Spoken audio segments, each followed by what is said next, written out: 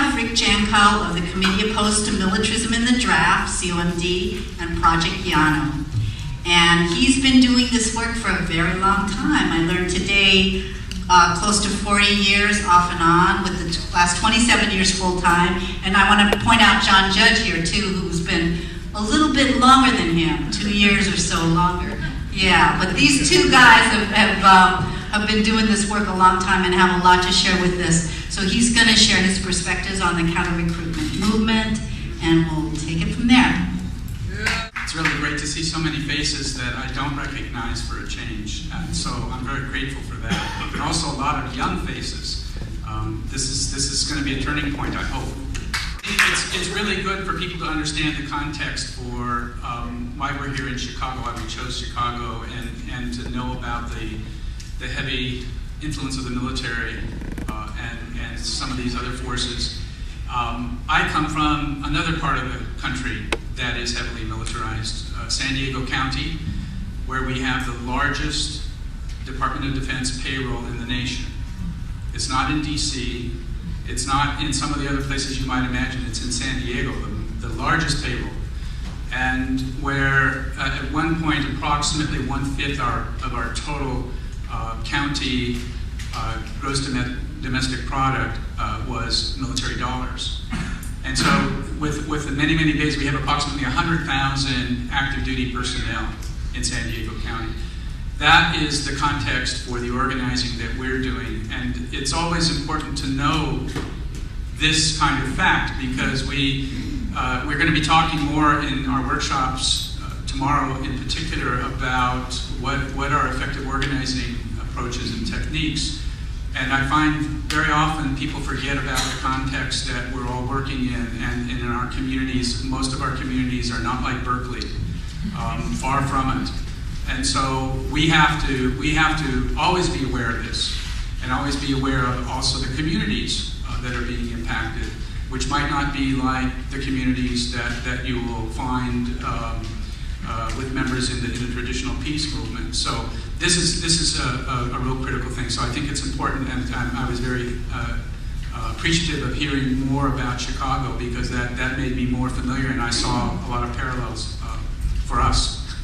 I was asked, well, first of all, the theme that I heard for this particular presentation was where have we come from and where should we be going?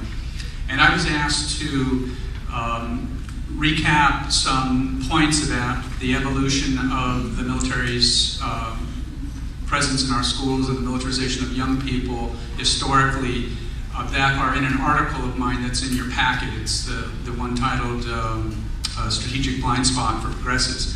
But rather than repeat those things, because you can read that stuff if you want to on your own, I'd like to focus on the evolution of the movement that we're here to build, because I think that's really what we want to hear about, is how we're going to build this movement. And I'm going to talk a little bit about that, and then I'm going to finish with addressing some of that ideas about where we should be going, or where we could be going.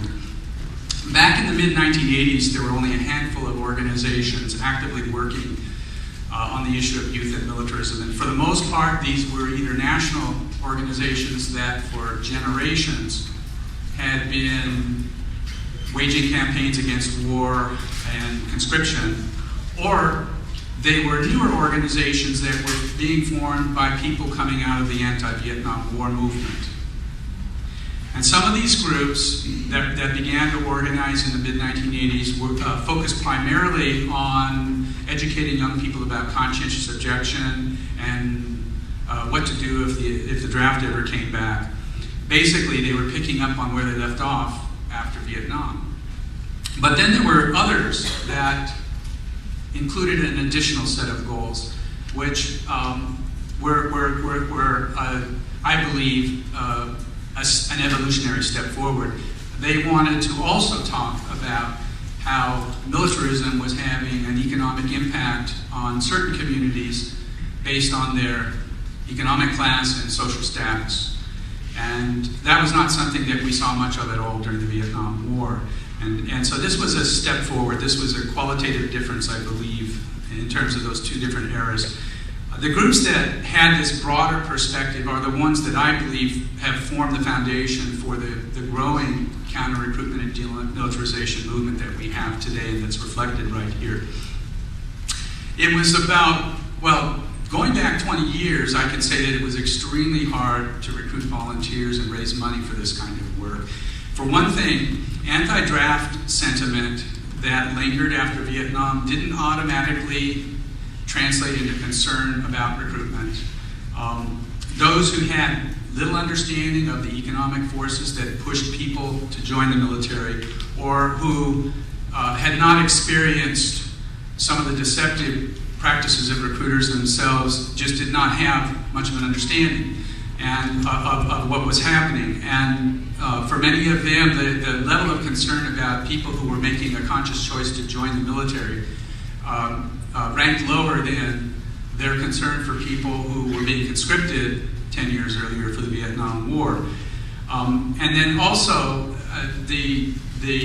unfortunately, the traditional peace movement has been less than enthusiastic it was then, and it still is now, in supporting this kind of work, because the membership of the traditional peace movement has mostly come from communities that are more affluent than the ones that are being targeted for recruitment. And that's just an unfortunate reality.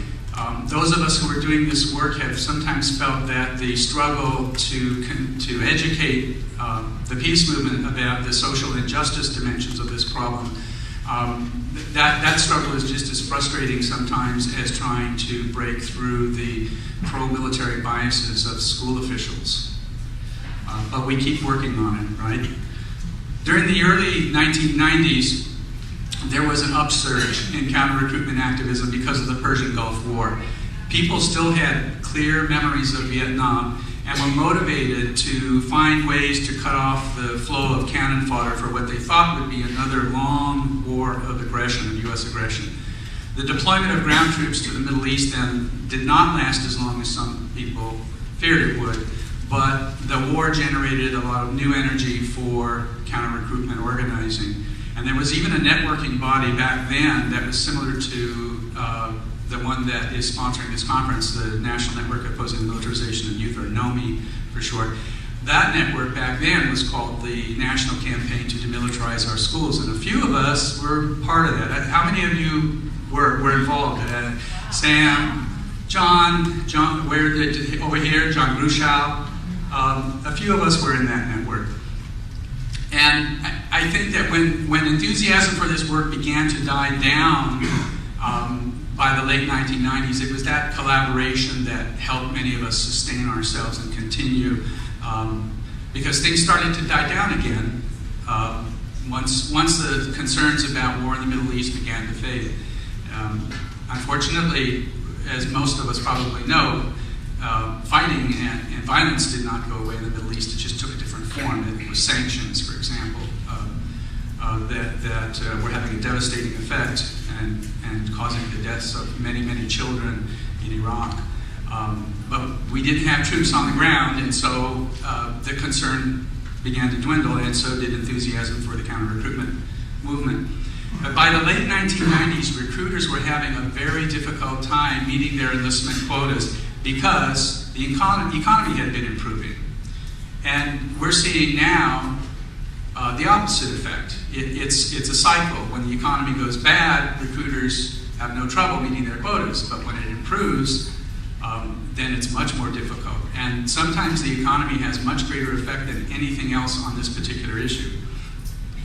And at the same time that recruiters were having trouble meeting their quotas, in the early to mid-1990s, the Pentagon and supporters in Congress engineered a major expansion of militarism in high schools with a huge increase in the number of junior ROTC units.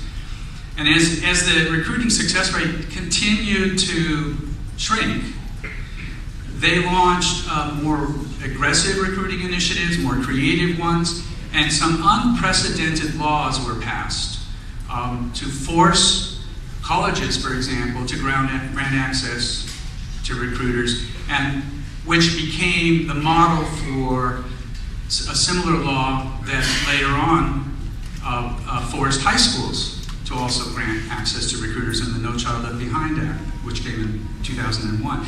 These laws, I would point out, are partly a response to some of the effective organizing even our small movement did at that time in gaining policies at the school district level that would restrict recruiting. So we need to pat ourselves on the back. It provoked something that made things harder, but it's a sign. It's a sign that we can, in fact, make them afraid when we're dedicated, when we're intelligent about it, and we push our commitments.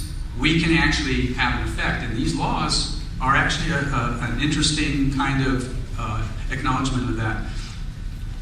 So, over 20 years, there were a lot of ups and downs in the counter-recruitment and demilitarization work, but we've seen in the last 8 years a constant, gradual increase in the number of organizations that are involved.